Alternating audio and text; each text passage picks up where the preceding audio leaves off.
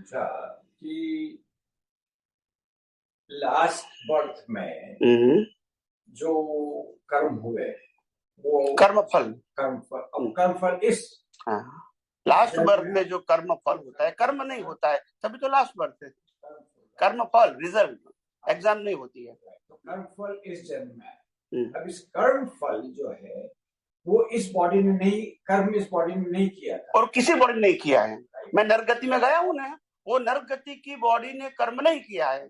मैं देवलोक में गया हूं ना, वो बॉडी ने कर्म नहीं किया है। मैं पशु में गया, वो बॉडी ने कर्म नहीं किया है। मेरे को ये बॉडी मिला, ये बॉडी ने कर्म नहीं किया है। ये कॉमन बात है। तो फिर जब उस बॉडी ने कर्म किए हैं पिछले जन्म में, तो इस बॉडी को क्यों भुगतना पड़ता है?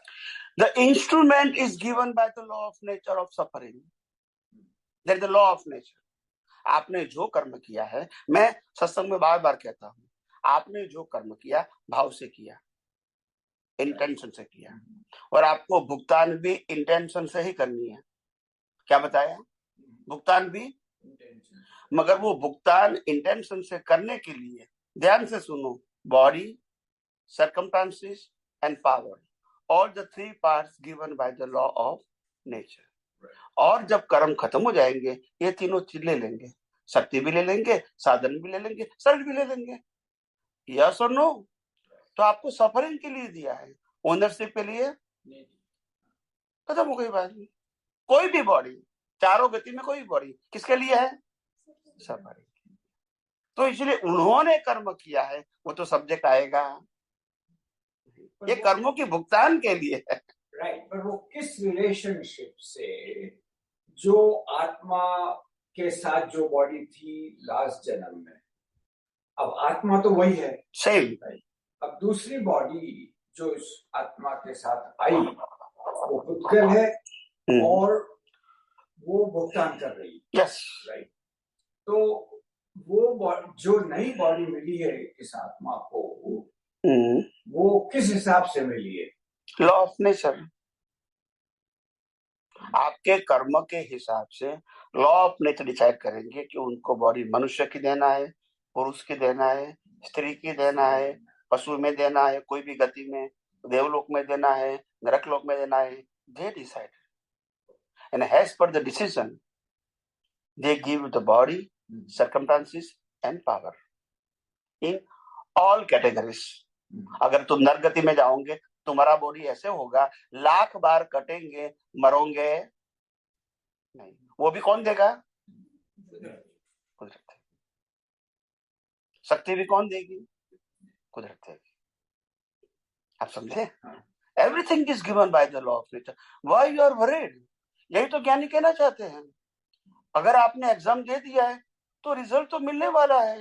रिजल्ट के लिए आपको कोई एफर्ट की लाइवली जरूर नहीं है। It is mechanical process. आप आज मानो या लाख अवतार के बाद मानो, एग्जाम के बाद रिजल्ट में एफर्ट नहीं होता है। एम आई राइट और रॉन्ग? तो ये लाइफ क्या है? तो इसके लिए कितने नहीं, ये लाइफ तो रिजल्ट है, एग्जाम तो अंदर है। एग्जाम कभी दिखते नहीं है, एग्जाम कभी दिखते नहीं है, और 5 ज्ञानेंद्रियों से अनुभव में आता है, वो सब कुछ रिजल्ट है। और रिजल्ट के लिए हम मेहनत करते हैं। એવું માને છે કે બોડી થી કરતા કર્મ बनता है, that's what you think, right? तो लास्ट लाइफ की जो आपको बॉडी थी उससे कर्म बनने, वो करता था, तो वो करता नहीं है बॉडी को। तो स्वामी जी बोलते हैं मन वचन करता नहीं है। बिलीफ, रॉन्ग बिलीफ कि मैं करता। मन वचन काया की क्रिया से कर्म बंद नहीं होते। मन वचन एक मिनट, मन वचन काया अभी जो कुछ भी करता है वो कर्म बंध का कारण नहीं है, क्योंकि वो इट सेल्फ रिजल्ट है। तो रिजल्ट का रिजल्ट, मगर मन वचन काया जो भुगतान कर रहा है उसमें आपका ज्ञान दर्शन से जो इंटेंशन बनता है, they create the new cause for the next.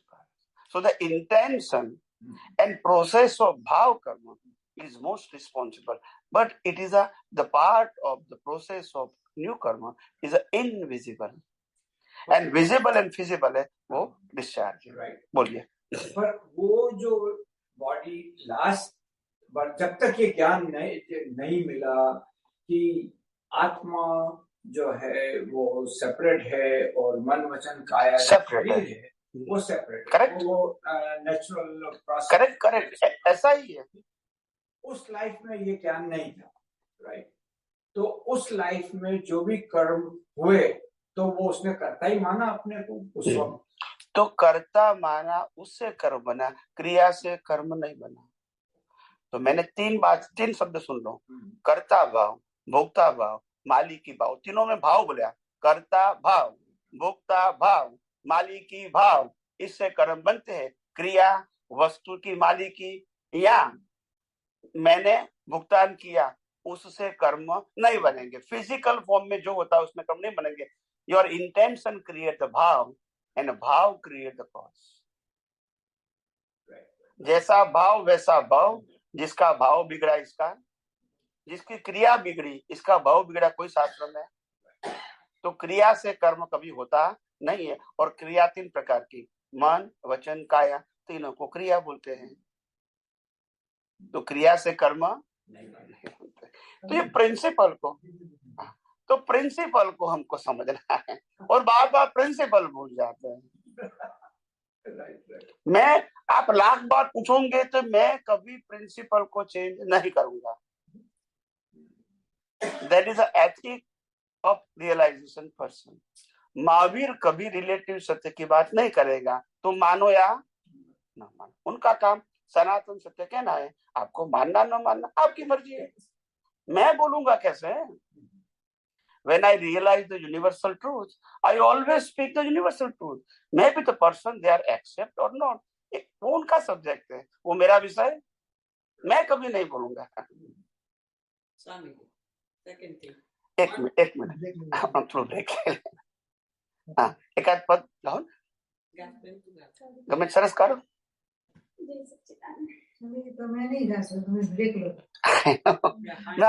और केवल ज्ञान कभी प्राप्त नहीं होता है, खुला होता है। और जो प्राप्त होता है हमेशा टेम्पररी होता है। Listen carefully. अगर महावीर ने भी आपको कुछ कहा है वो टेम्पररी है, अनुभव हुआ वो परमानेंट है। और कौन सा अनुभव परमानेंट है? केवल दर्शन और केवल ज्ञान। बाकी का अनुभव भी टेम्पररी है। Now you understand? केवल दर्शन केवल ज्ञान प्राप्त नहीं होता है, खुला होता है। केवल दर्शन में you know the law of nature as a universal truth, केवल दर्शन में। और केवल ज्ञान में you open the whole universe through your vision. आप समझे? तो इसीलिए प्राप्ति का शब्द है नहीं है। और जो प्राप्त होता है वो हमेशा टेम्पररी होता है। महावीर ने भी ज्ञान दिया, 24 तीर्थंकर ने ज्ञान दिया समय समय पे हम सबको, फिर भी हम यहाँ क्यों है? क्योंकि समझ, इंटरेस्ट नहीं था। That is important. तो देने वाला कोई भी है, कोई फर्क नहीं होगा। अगर आप रिसीव करने वाले हैं, if you are not qualified and not interest, तो आपको कोई बेनिफिट नहीं होगा, पुण्य मिलेगा बस। क्या मिलेगा? आपके लिए ज्ञानी पुरुष भी मूर्ति है। जैसे रामकृष्ण महावीर की पूजा करेंगे तो पुण्य मिलेगा, ऐसे ज्ञानी पुरुष की पुण्य मिलेगा बस। बेनिफिट ज्ञान का नहीं होगा, क्योंकि आपका इंटरेस्ट नहीं है और आपने ज्ञान जो समझा है वो रिलेटिव व्यू पॉइंट समझा है, तो आपको तो पुण्य मिलेगा। मुक्ति के मार्ग में आगे नहीं बढ़ सकते हैं। इसीलिए ट्राई टू अंडरस्टैंड, जितने भी साइंटिस्ट हो गए दुनिया में, भौतिक विज्ञानी, इनको डिस्कवर हुआ है। am I right? क्रिएट अभी समझ में आता है ना? तो ज्ञान दर्शन प्राप्त खुला होता है। यूनिवर्सल ट्रूथ क्या होता है? खुला होता है, क्योंकि है वो मेरे को प्राप्त हुआ तो आपको कैसे होगा? मगर नहीं, वो तो रहेगा अपनी जगह पे। मैं भी अनुभव कर सकता हूँ, आप भी कर सकते हैं, लाखों लोग कर सकते हैं एट ए टाइम। यस और नो? अगर भगवान सिमंदर स्वामी के पास अगर लाख केवल ज्ञानी है तो पूरा ब्रह्मांड लाखों को खुला है, एक ही व्यक्ति खुला है? बोलते नहीं है। और इक्वल है कि अलग अलग है? That's it. Because universal truth is permanent. I just uncover. So it's open for me individually. दूसरे को भी हो सकता है, तीसरे को भी हो सकता है, क्योंकि प्राप्त करना, अभी आप समझो। तो बहुत सारी भ्रांति है, बहुत सारी भ्रांति है। लोगों को प्राप्त करना है, क्या करना है? कई सारे लोग ऐसे कहते हैं, स्वामी जी मेरा 20-25 साल हुआ, अभी आत्मा का अनुभव नहीं हुआ। क्या प्रश्न करते हैं? मतलब अनुभव किसको करना है बताइए? चंद्रलाल को करना है? समझ में नहीं आता है उसको। 25 साल हुए, 50 साल हुए, जब आपके पास विजन ही करेक्ट नहीं है तो क्या करेंगे? विनाशी शरीर अविनाशी का अनुभव कर सकता है। फिर भी आपने सत्संग में, प्रवचनों में ये प्रश्न सुना होगा, तो भाई कहता भी दीवाना और सुनता भी धीरे धीरे होगा। समझ में नहीं आता है लोग क्या बोलते हैं, और इसीलिए हमको बोलना पड़ा कि शरीर के अंदर ज्ञान गुण नहीं होता है, और इसीलिए महावीर को हमने जलाया, कृष्ण को जलाया, राम को जलाया। अगर ज्ञान होता तो समझ में नहीं आता लोगों को। लोग अपने आप, भगवान के समय भी यही था, मैं सब समझ गया, फिर भी घूमता है, तो समझ में नहीं आता क्या आई एम रॉन्ग। वो भी क्योंकि बीच में क्या आता है? अहंकार। क्या आता है? कौन सा अहंकार? कौन सा? मैं जानता हूँ, वो मार भी खाने का जानता भी हूँ। लाइव ईगो, प्रकृति को नहीं, live ego is live. Okay, ये लाइव नहीं है, तो मैकेनिकल है। इनके माध्यम से जो अंदर, कई सारे लोगों को तो ये भी नहीं मालूम था 15, 20, 25, 30 साल के बाद कि ज्ञान किसने लिया, वो भी नहीं मालूम था। फिर मैंने आज 15-20 साल पहले शुरुआत किया पूछने का कि ज्ञान किसने लिया, तो बोला चंदूलाल ने लिया। मैंने बोला अच्छी बात है, फिर चंदूलाल जल गए तो ज्ञान चला गया है ना? तो बोला वो तो नहीं मालूम। तो 30 साल से आपने क्या समझा विज्ञान को? कुछ नहीं। और फिर कहता है मेरी प्रगति होगी। मैंने 22 साल के बाद समझा कि ज्ञान किसने लिया है। ऐसे तो बहुत सारे हैं। अभी आपको समझ में आता है? अभी आपको समझ में आता है? देने वाला कितना भी ग्रेट क्यों ना हो, लेने वाले जब समझ नहीं पाएंगे तो they are not in a right track. देने वाला महावीर भी क्यों ना है, देने वाला सिमंदर स्वामी क्यों ना है, आप समझ नहीं पाओगे तो आपके लिए वो शून्य है। मोक्ष के हिसाब से पुण्य तो मिलेगा, मोक्ष के मार्ग में 1 स्टेप भी आगे नहीं बढ़ सकते, because your understanding is wrong. Your understanding relative to, तो आपको रिजल्ट भी क्या आएगा? रिलेटिव आएगा। आपकी दृष्टि ही रिलेटिव है। हजारों लोगों का ऐसा है, एक तो नहीं, मैं तो खाली ऐसे बोल रहा हूँ, मैं इसमें कोई व्यक्तिगत बात करने की जरूरत नहीं है, क्योंकि ये बात कहीं भी नहीं जाती है। आप समझो मेरी बात, ये बात बताई भी बस તમે જ્ઞાન લીધું ને તમારું કામ થઈ ગયું, આમ જ કહેવાય છે ને? એ બીજો સબ્જેક્ટ છે, એ જવા દો, આપણે એમાં ડીપમાં નહીં, તો મારે તો પ્રિન્સિપલ કેવું છે ખ્યાલ આવ્યો? જ્ઞાન શરીર ને મળે, એ જ્ઞાન ને આત્મા સાથે શું લેવા દેવા? શરીરના માધ્યમથી લાઈવ ઈગો ને મળે તો એ પુરુષાર્થ કરે, અને આ કઈ તો પુરુષાર્થ આ કરી શકે? પણ લોકોને 25-40 વર્ષે ખબર નથી પડતી જ્ઞાન કોણે લીધું, પછી કે પણ અમે તો પુરુષાર્થ કરીએ છીએ, અમારો તો મોક્ષ નક્કી, ભલે ને માનો। આ દુનિયામાં માનવાથી કશું ચાલશે નહીં। They need the fact. If you want to pass through this world, ये दुनिया में से आपको मुक्ति पाना है, तो you realize as it is, as a law of nature, as a सनातन सत्य। आपका व्यू पॉइंट चलेगा नहीं, मानने में कोई तकलीफ नहीं। मानने में कुछ भी मान सकते हैं, पर कुदरती कानून से आप पास नहीं कर सकते हैं, बिकॉज आपका व्यू पॉइंट है, यह यूनिवर्सल ट्रूथ नहीं है। Now you understand? पहले मेरे को बहुत सारे महात्मा और आप तो पुत्र भी नेगेटिव बोलते थे कि स्वामी जी तो दादा भगवान की बात नहीं करते हैं। सुनो मेरी बात, वो तो अपनी बात करते हैं। फिर जब मैंने मेरी बातों का प्रमाण दिया कि मैंने जो कहा है वही दादा भगवान ने कहा है, सिर्फ आप समझे नहीं थे, तो फिर अभी क्या कहते, स्वामी जी दादा भगवान की बात करते हैं, नई बात तो करते नहीं है। आप समझो मेरी बात, तो लोगों को कैसे भी करके नेगेटिव देखना है ना, तो कैसे भी करके देखेंगे। तो मैंने तो बहुत सारे ओपिनियन झेले हैं। See I am a founder of Adhyatma Vigyan. Now you understand, I am the founder. Now you understand? And Dada Bhagwan is the founder of Akram Vigyan. Now you understand? So he is responsible. उनको suffering होगा, दादा भगवान को बहुत suffering हुआ था। कोई भी फाउंडर होता है उनको गालियां सुनना ही पड़ती है, ये कोई नई बात। उसमें से वो तब के बाहर निकलता है, फिर वो मैच्योर होता है, परिपक्व होता है, और लाखों लोगों के कल्याण के वो निमित्त बनते हैं। ऐसे नहीं बनते हैं। हमारे प्राइम मिनिस्टर कितनी गालियां खाते हैं, आज दुनिया लोग उसको रिस्पेक्ट करते हैं, माला पहनते हैं, कई लोग तो उसको नमन करते हैं। या सुनो, बड़े बड़े प्रेसिडेंट, नॉट ऑर्डिनरी मैन, कितना कितना व्यक्ति पायस है। I am not talking about the status, I am talking about the piousness. कितना लघु व्यक्ति है, तो इतने बड़े प्रेसिडेंट भी ऐसे झुकते हैं, ऐसे नहीं झुकते हैं भाई। आप समझे ना, इज अ पायसनेस, ये रियलाइज होती है, ये कोई आंखों से दिखती नहीं है, आपको अपने आप रिस्पेक्ट हो जाता है। That is important thing. तो ऐसे महापुरुष सबको, श्रीमद राजचंद्र को भी ऐसा हुआ था, 3 व्यक्ति ही उनको समझ पाई, बाकी लोग नहीं समझ पाए, तो वो क्या करेंगे, कुछ नहीं करेंगे। आप समझे ना।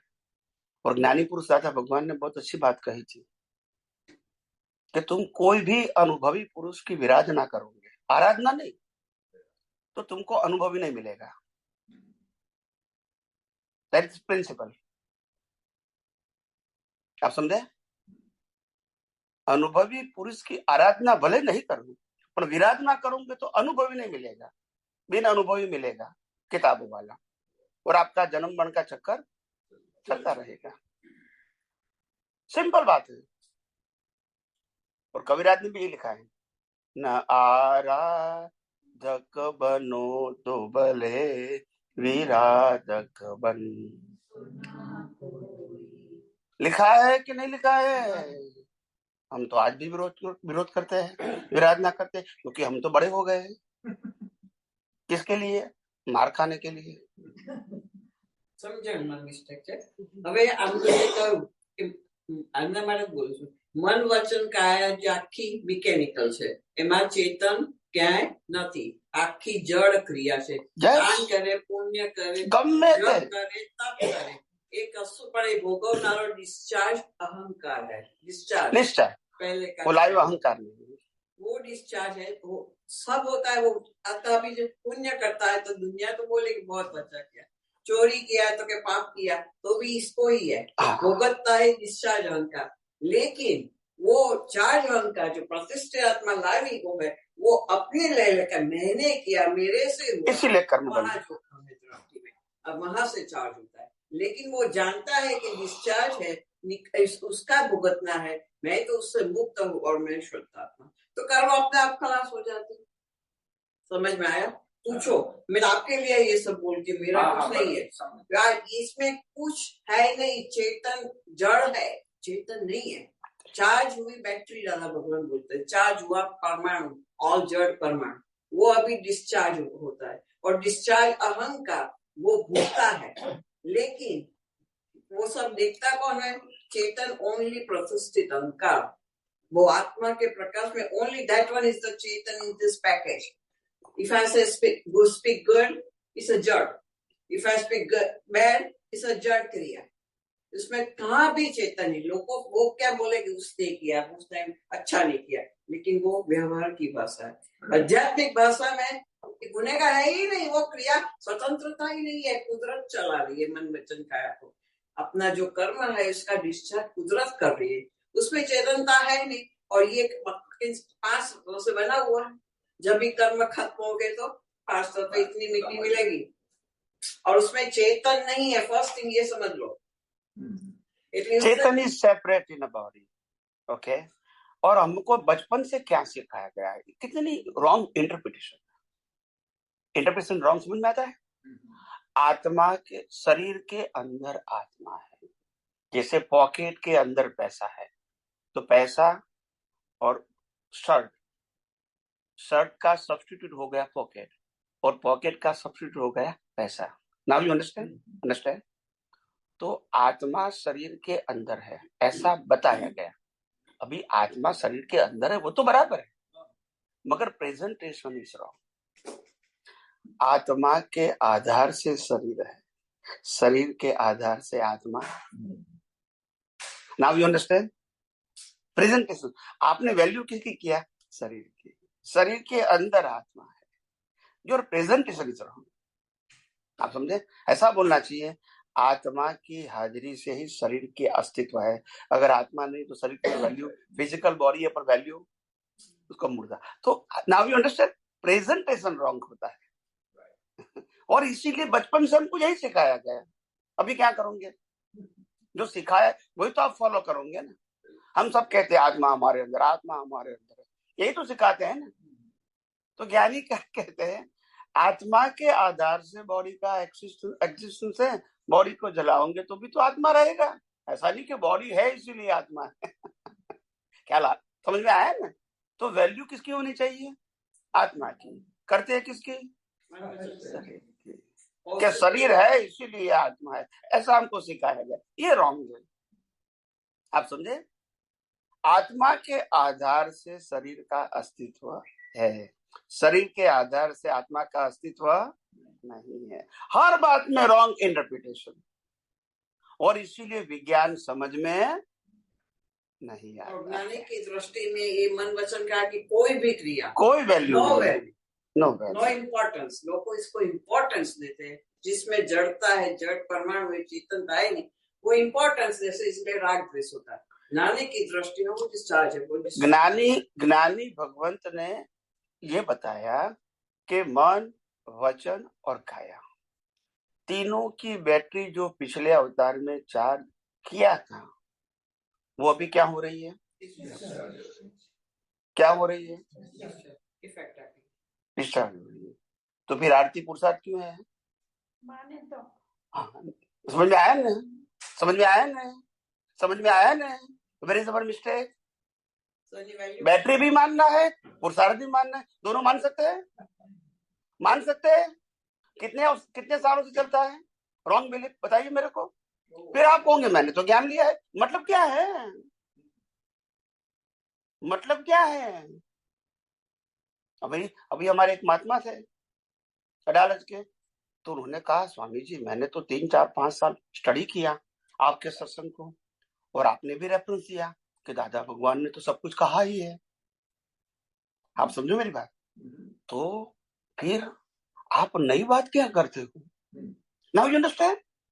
लिसन केयरफुली, ये कॉमन क्वेश्चन है सो मेनी पीपल।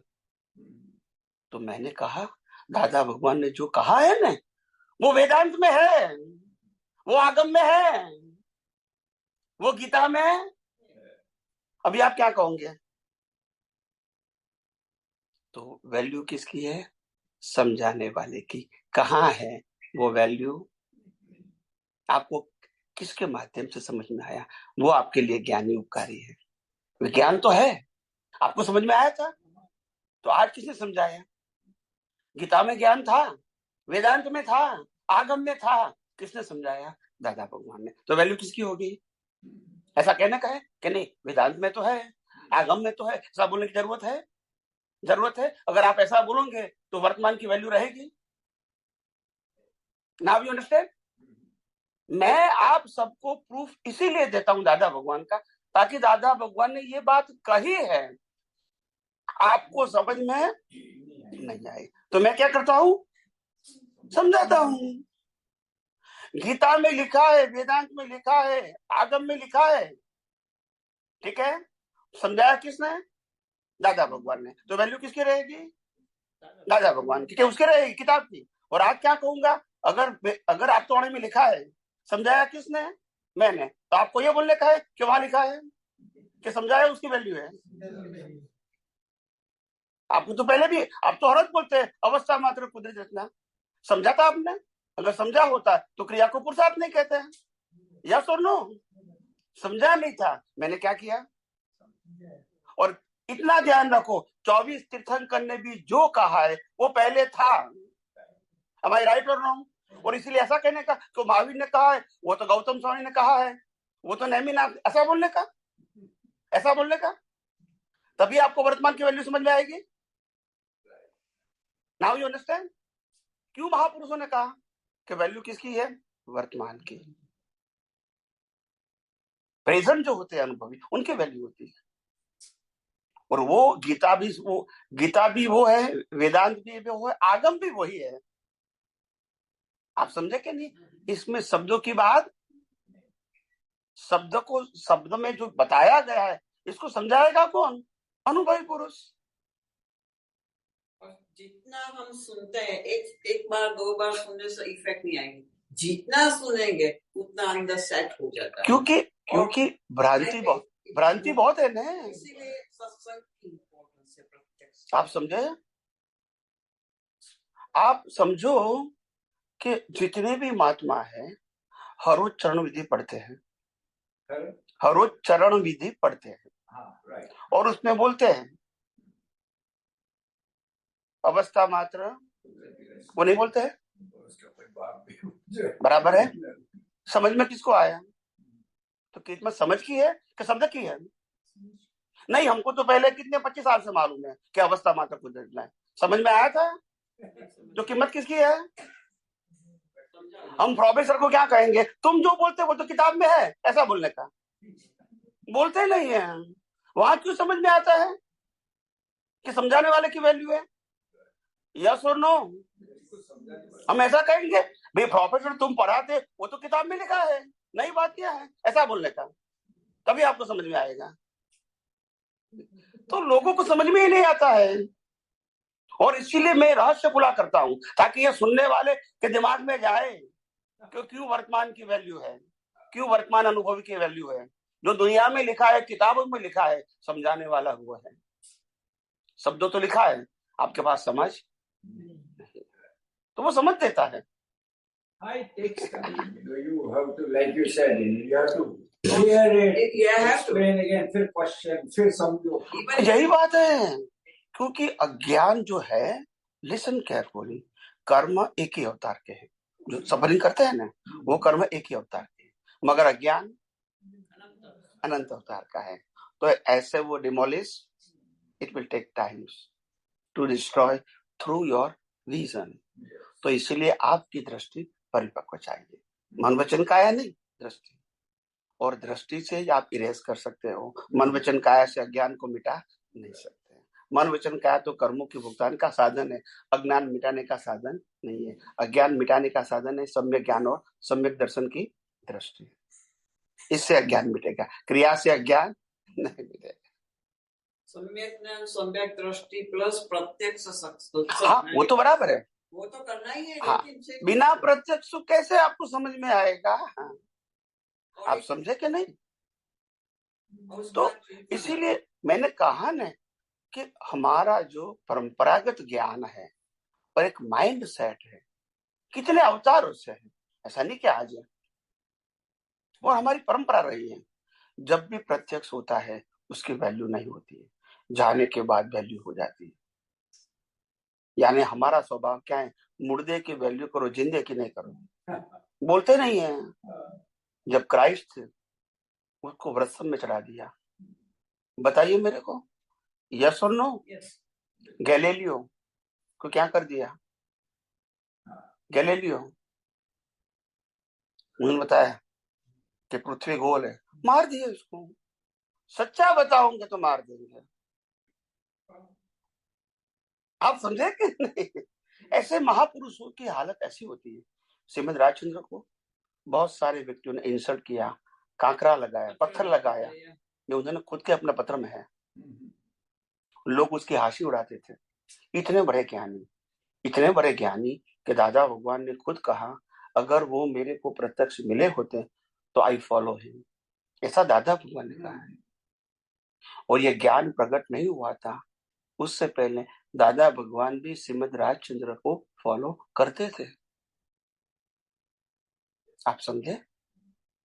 इसीलिए कहा प्रत्यक्ष को समझना, आप समझे ना, दुष्कर दुष्कर दुष्कर है।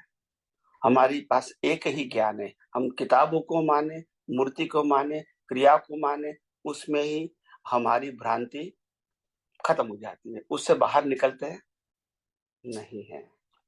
या तो मूर्ति को माने, या तो किताबों को माने, या तो क्रिया को माने, इस चक्कर में से हम बाहर नहीं निकलते। और तीनों रिलेटिव सत्य है, तीनों रिलेटिव सत्य है। वो सब इतना ठोस ठोस के भरा हुआ, वही तो मैंने कहा, उसको अंडू करने के लिए बड़ी शक्ति चाहिए। इसीलिए लोग मेरे को कहते हैं कि स्वामी जी आप जितनी बार सत्संग करते हो, जितने दिन सत्संग करते हो, और एक सत्संग में आप कम से कम 100 बार तो बोलते हो कुदरती रचना, आप थकते नहीं हो, बोलते नहीं हो। तो मैंने कहा आपके अज्ञान की भ्रांति को मिटाने के लिए मेरे को बार बार बोलना, ये भी मेरा उदय कर्म है, ऐसे भ्रांति नहीं जाएगी। तो ये मेरा रोल है, बस ऐसे भ्रांति नहीं जाएगी।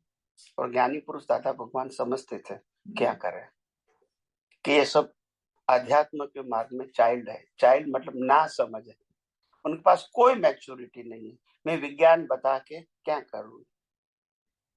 पहला मोक्ष दईने पछी पाया जननार छे। नहीं समझ में आया? अभी आप कहोगे कि मेरे को 25 माल का बिल्डिंग बनाना है, पहले 25वां बनाओ, बोलिए ना, इज इट पॉसिबल? दादा ने ये किया क्योंकि हमको ना समझ थी, हम समझ नहीं पाए कि पहले पिलर चाहिए।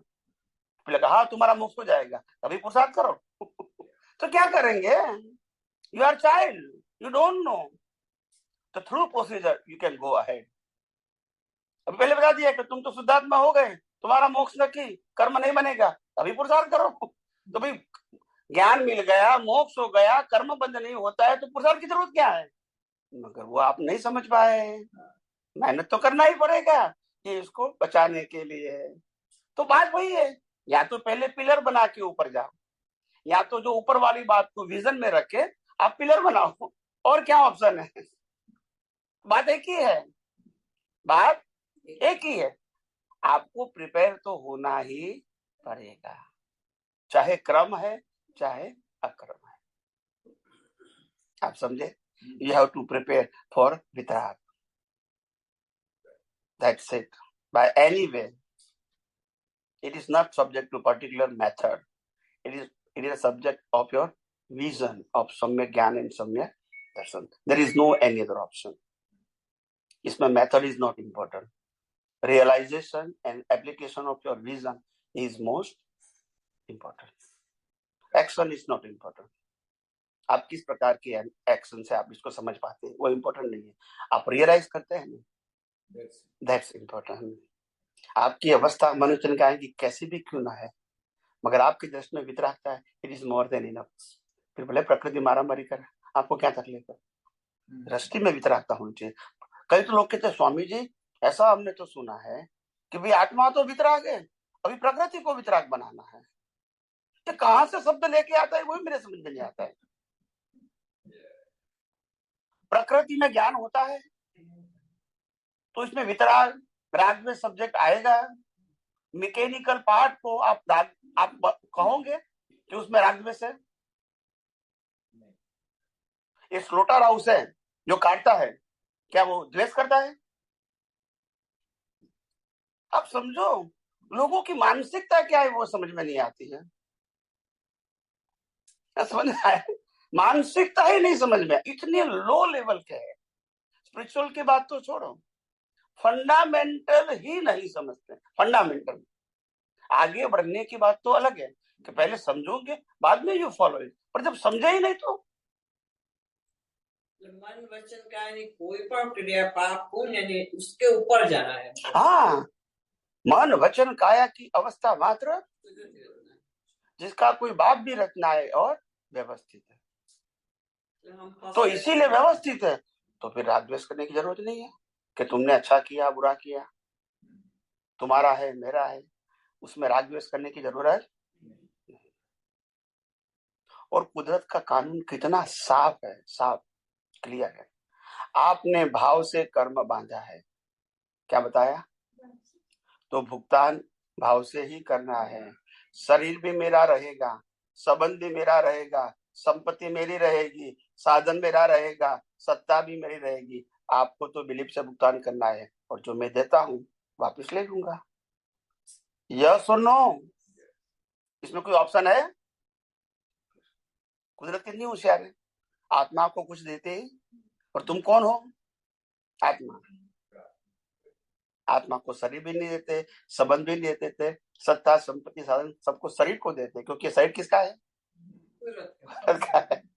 Now you understand? आपको तो सिर्फ बिलीफ से ही भुगतान करना है, एक्चुअल में कुछ लेना देना, क्योंकि बांधा था भी बिलीफ से, तो भुगतान भी क्या करना है? बिलीफ से। बाकी सब अवस्था किसकी है? कुदरत की है। तो वो आपको एक न एक दिन 100% मानना पड़ेगा, तभी ही अज्ञान खत्म होगा। इससे और कोई रास्ता नहीं है। अज्ञान को खत्म करना है, अवस्थाओं को बदलना नहीं है। और हम किस में पड़े हैं? अवस्थाओं में।